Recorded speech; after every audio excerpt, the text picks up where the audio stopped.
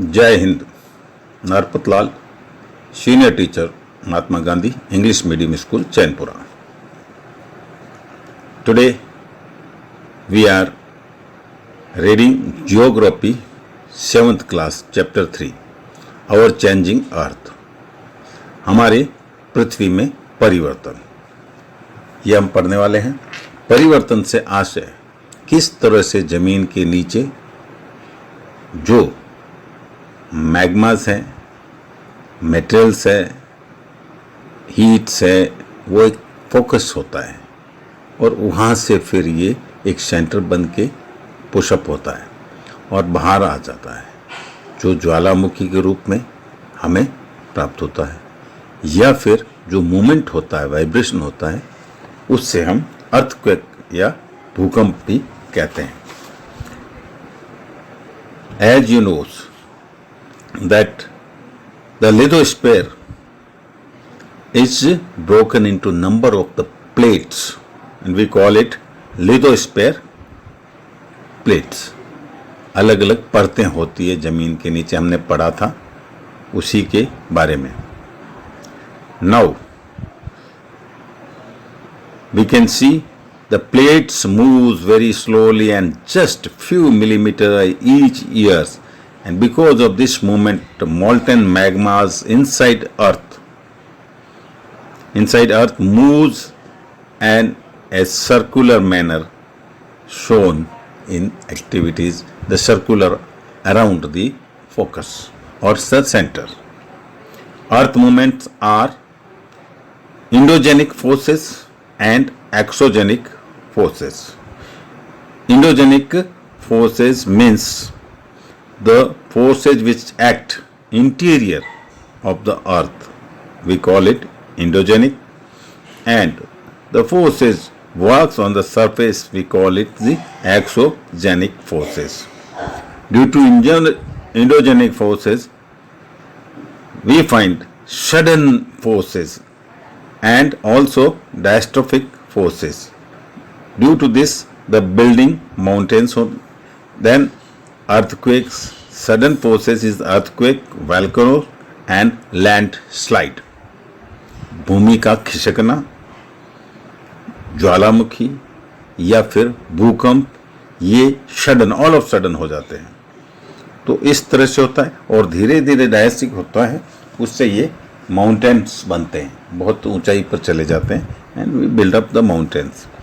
Exogenic जो surface पे movement होता है, फोर्स होता है, बल लगता है, ड्यू इसके कारण कुछ होते हैं, इरोशनल एंड डिपोजिशनल, क्षरण और जमा.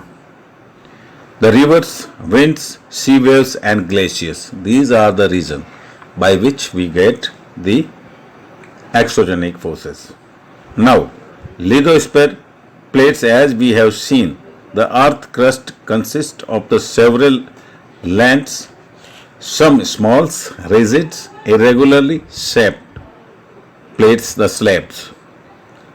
This is the way we can see. Now, let us see how it happens. The earthquake, three types of earthquakes are there. P, waves of the longitudinal waves. Then S means waves or the transverse waves, and L means the surface waves. On the surface we find it. The origin of the earthquake is the focus. Focus where the earthquake occurs, and it is the origin of the seismic energy. Due to this only the plate boundaries moves, epic centers becomes, and seismic waves radiates out the directions. And due to this, from the center, magma's chambers, it moves up and get vents from which it comes out. Vent means opening of the earth crust.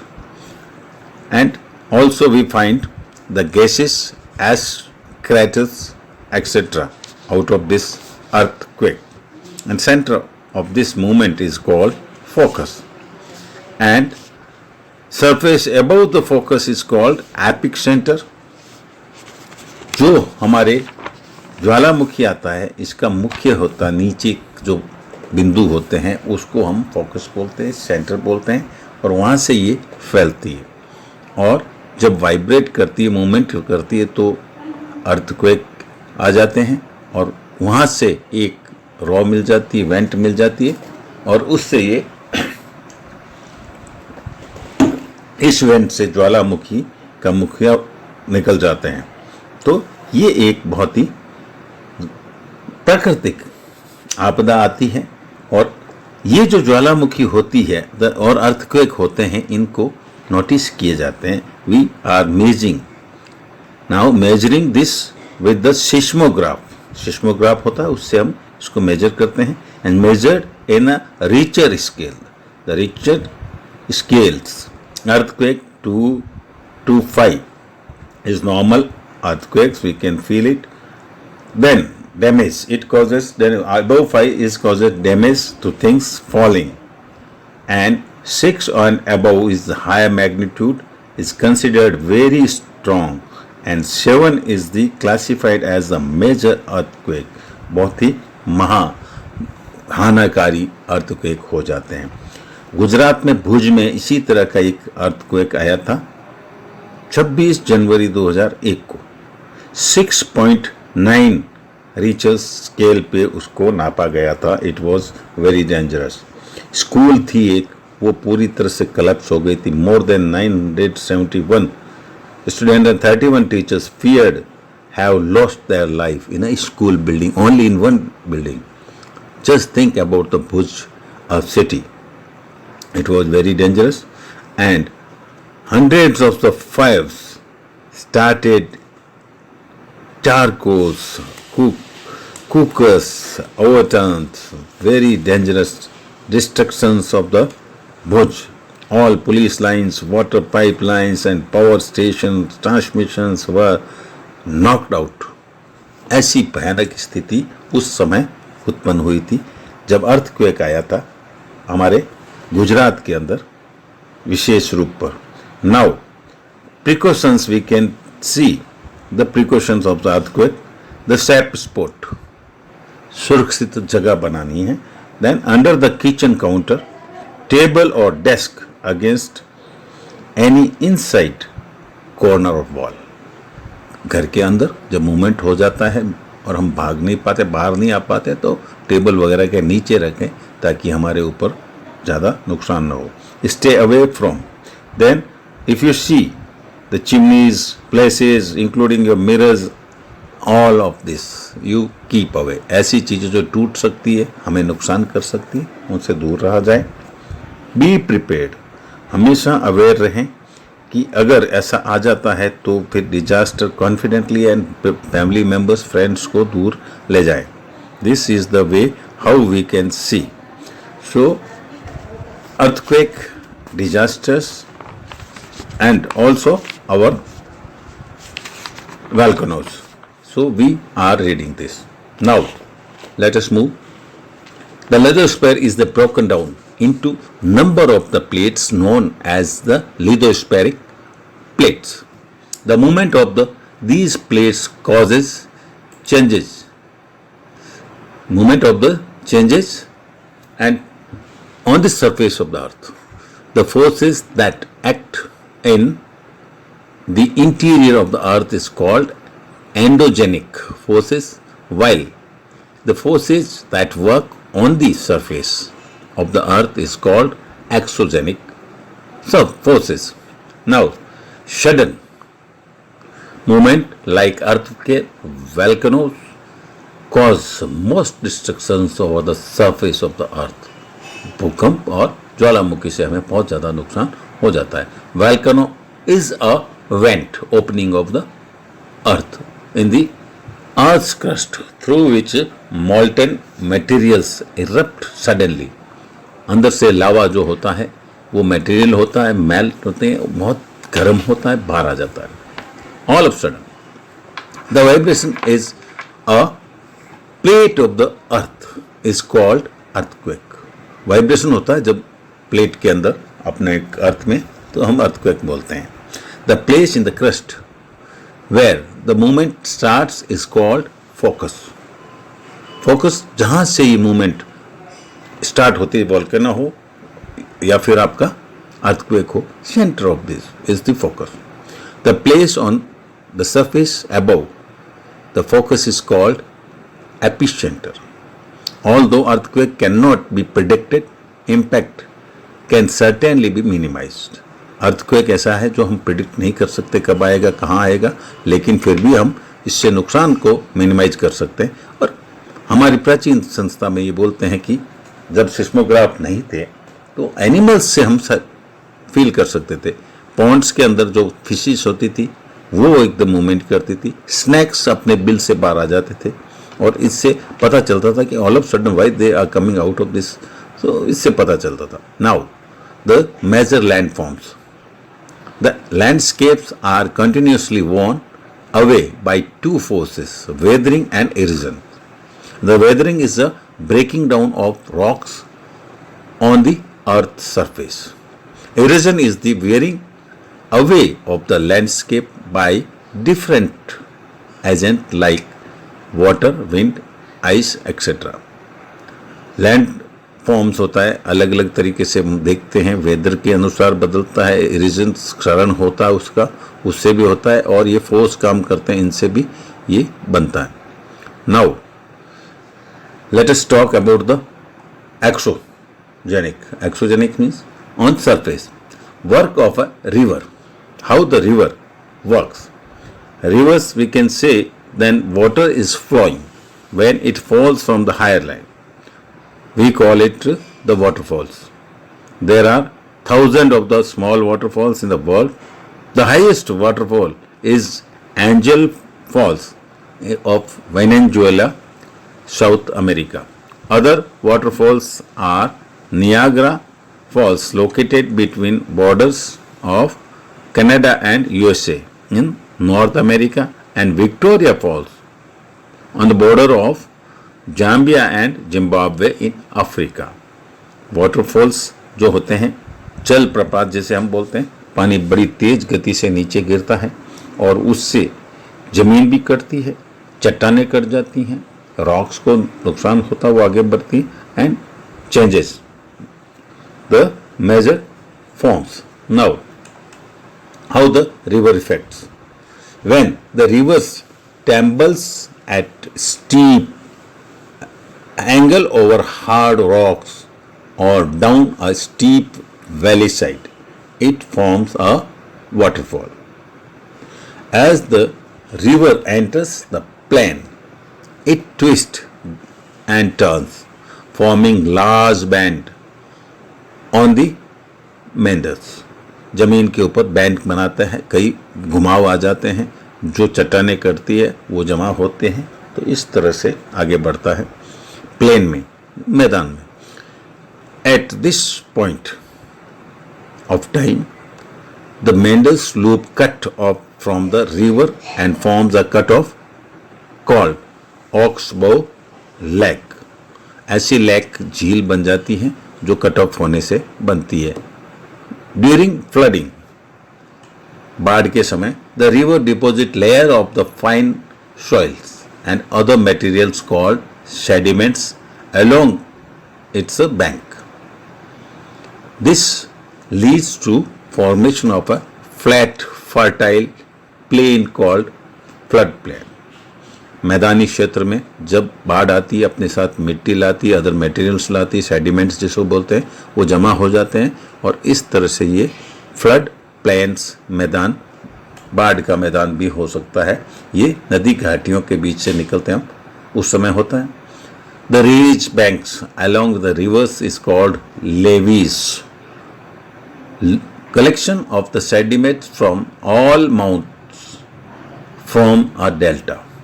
जब यही नदी समुद्र की तरफ जाती है, speed कम होती है, तो अलग अलग भागों में बंट जाती है. We call it a delta. Now, let us move forward and see how the sea waves works. Sea waves also have this now changes.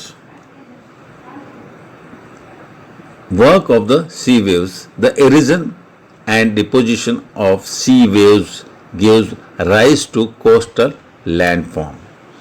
तटीय जमीन, जो कोस्टल जमीन होती है, उसको बनाने में ये जो है वेव्स, लहरें समुद्र की असर करती है. Tides, high tides and low tides also effect. जमीन के अंदर जो ज्वार भाटे होते हैं उससे भी लहरें जमीन के ऊपर आती है और कोस्टल एरिया से टकराती है. Due to sea waves hollow like caves formed on the rocks and they are called sea caves. समुद्र के किनारे जब चट्टानों से टकराती है तो वहाँ पर मिट्टी करती है, सेडिमेंट्स करते हैं और उसको हम सी केव्स, समुद्री गुफाएं बोलते हैं. As cavities become bigger size, only a roof of the caves remain and thus forming the sea arcs.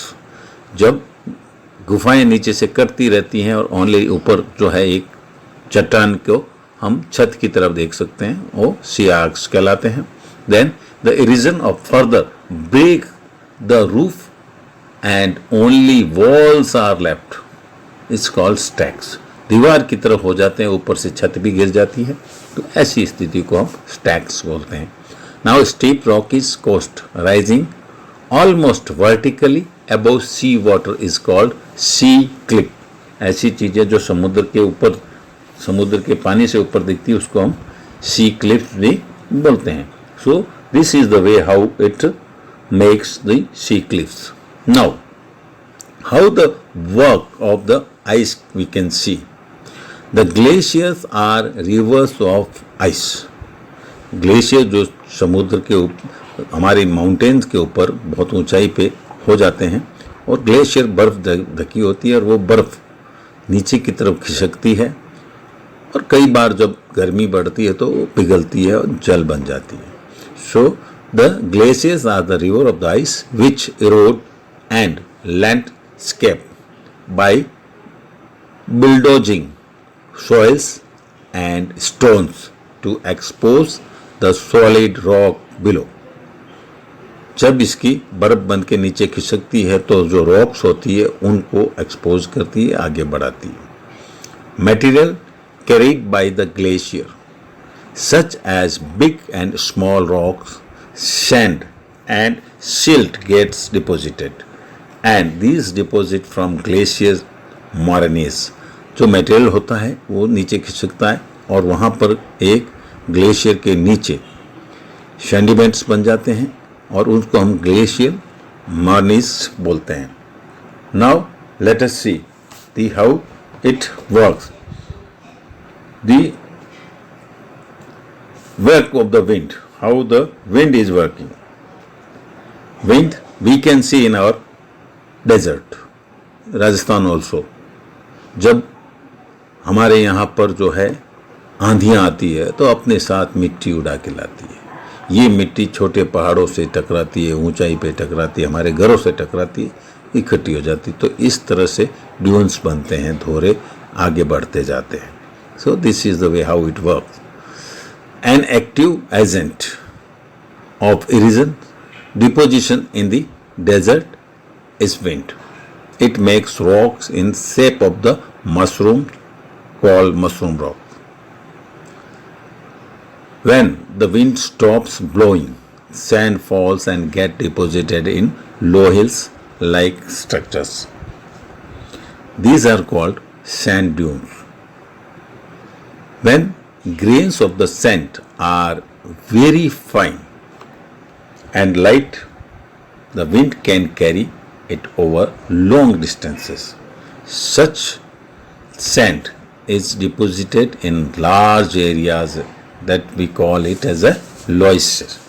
So जो आंधियों के साथ बहुत दूर तक रेत फैल जाती है, लोएसिस कहलाती है और चट्टानों के पास इकट्ठी हो जाती है, चट्टान को एक मशरूम की तरफ बना देती है, वो बनती है हमारे यहाँ विंड से. तो wind also effects, water also effects and ice also effects. हमारे यहाँ बद्रीनाथ के पास में आइस की वजह से जो है ये एक ग्लेशियर मोरनीज बनी थी और उसने लैंडस्केप की थी और हजारों लोग उस समय उस लैंडस्केप की वजह से मारे गए थे। तो ऐसा डिजास्टर्स आ जाते हैं and we should be ready to understand how it is coming, how can we have our precautions. So this was the chapter we have seen. Now you have got exercises. Complete your exercise, like it, to share with your friends and subscribe the channel. See you.